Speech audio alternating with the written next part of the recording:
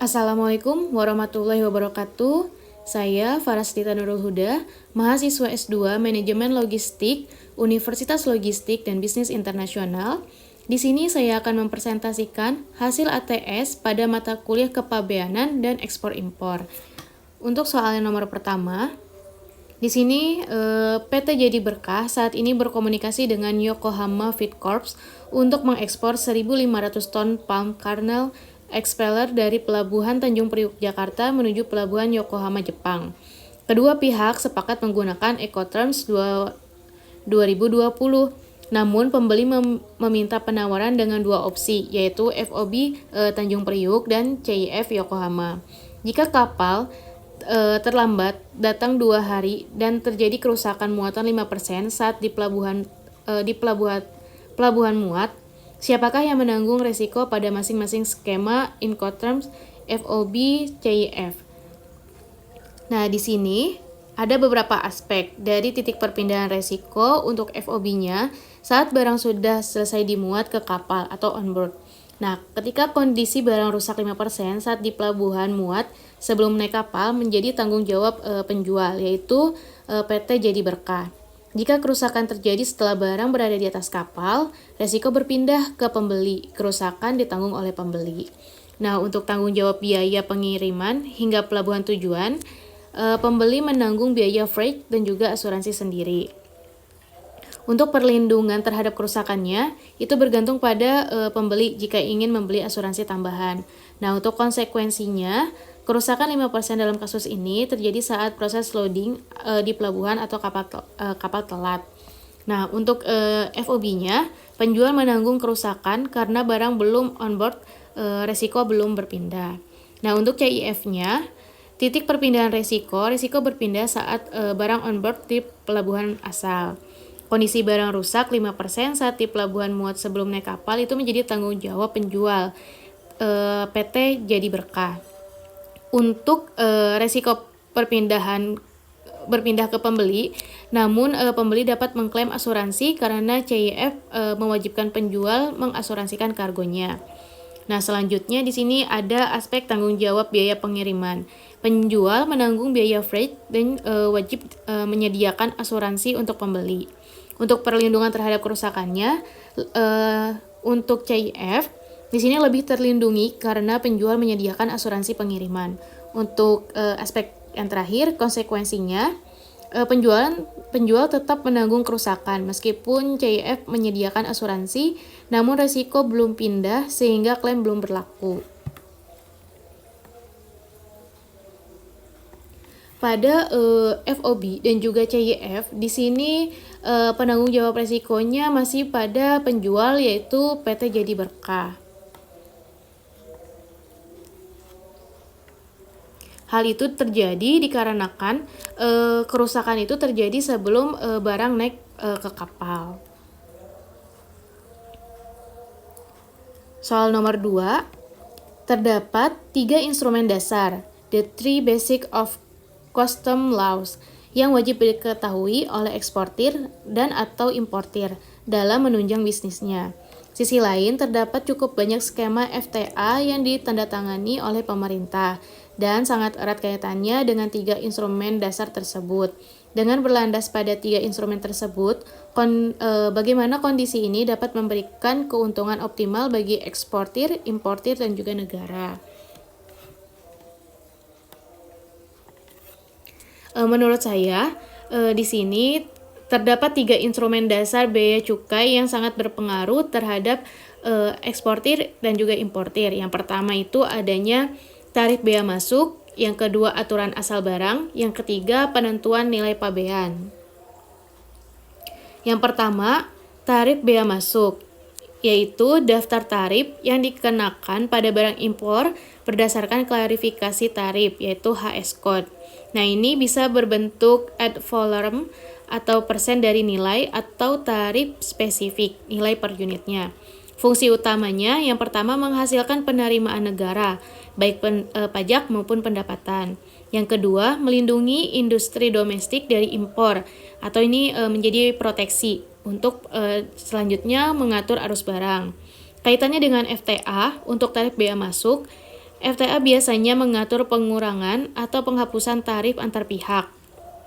Nah, dalam FTA banyak pos tarif yang diturunkan menjadi 0% atau tarif preferensialnya untuk barang yang memenuhi ROO. Selanjutnya, tarif preferensial membuat ekspor negara anggota menjadi lebih kompetitif di pasar mitra. Dampaknya, bila dikelola dengan baik, yang pertama, eksportir mendapat akses pasar dengan biaya masuk lebih rendah. Harga jualnya menjadi lebih kompetitif. Yang kedua, importir membayar duty lebih rendah sehingga margin bisnis lebih besar. Yang ketiga, negara dapat menaikkan volume perdagangan yang mendorong ekspor lokal, namun harus menyeimbangkan kehilangan penerimaan tarif dengan memanfaatkan ekonomi, baik investasi ataupun lapangan pekerjaan. Nah, untuk tarif bea masuk ini, ada resiko atau hal yang harus diwaspadai. Yang pertama, penyalahgunaan preferensi tarif. Nah, hal ini itu untuk memproteksi sanksi dan kerugian izin FTA. Yang kedua, penurunan penerimaan jika pengurangan tarif tidak diimbangi dengan pertumbuhan ekonomi. Yang selanjutnya itu ada aturan asal barang. Ketentuan yang menentukan apakah suatu barang dianggap berasal dari negara pihak FTA dan karenanya berhak atas tarif preferensial. ROO menetapkan kriteria seperti perubahan nomor HS, nilai maksimum, bahan asing, atau proses manufaktur tertentu. Fungsi utamanya mencegah pengalihan produksi melalui negara ketiga hanya untuk menikmati tarif preferensialnya. Yang kedua, menjamin manfaat FTA dinikmati perusahaan di negara peserta yang memenuhi syarat asal. Di sini ada kaitannya dengan FTA, yaitu prasyarat utama untuk menikmati tarif preferensialnya. Biasanya pembeli atau penerima harus melampirkan bukti asal. Nah, dampak bila dikelola dengan baik, aturan asal barang ini, yang pertama, eksportir yang paham dan memenuhi dapat mengekspor dengan tarif preferensial. Yang kedua, importir mendapatkan tarif rendah bila dokumen asalnya lengkap, dan itu bisa menurunkan biaya impor. Yang ketiga, negara mendorong lokal konten dan nilai tambahan domestik. Ada beberapa hal yang harus diperhatikan dalam aturan asal barang ini atau ROO. Yang pertama, menyimpan bukti asal. Yang kedua, memanfaatkan ketentuan kumulasi. Jika FTA mengizinkan, bahan dari negara mitra dapat dihitung sebagai asal sehingga mempermudah pemenuhan ROO. Nah, yang selanjutnya itu memilih skema asal yang paling menguntungkan dibandingkan dengan biaya dokumentasi dan perubahan proses. Selanjutnya, instrumen yang selanjutnya itu adalah penentuan nilai pabean. Itu merupakan metode untuk menentukan nilai pabean yang menjadi dasar perhitungan bea masuk dan PPN impor. Prinsip internasional biasanya mengikuti Agreement of Custom Valuation atau WTO. Nilai transaksi adalah dasar utamanya. Fungsi utamanya yang pertama, menjamin dasar perhitungan duty yang adil dan konsisten.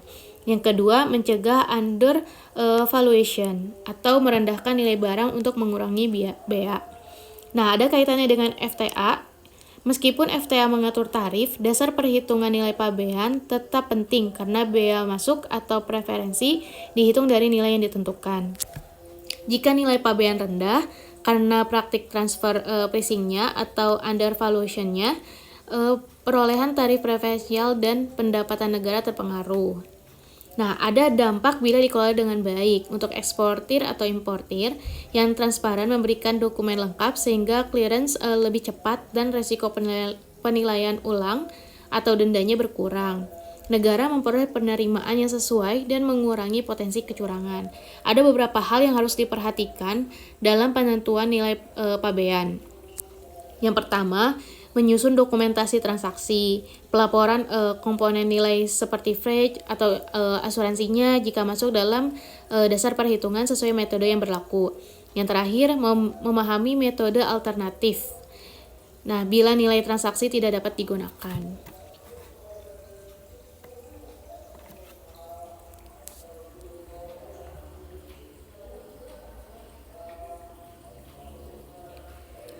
Ada beberapa manfaat. Di sini pertama, manfaat untuk eksportir, akses pasar lebih mudah dan lebih kompetitif karena tarif preferensial, kepastian hukum dan prosedur mempercepat waktu clearance sehingga cash flow lebih baik.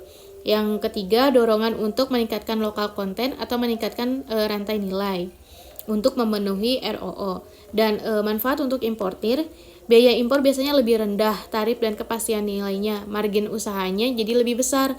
Yang kedua, proses kepabeanan yang efisien, mengurangi lead time dan biaya inventory. Nah, untuk negara itu manfaatnya yang pertama, peningkatan volume perdagangan internasional sehingga ekspor menaik yang dapat mendorong ekonomi.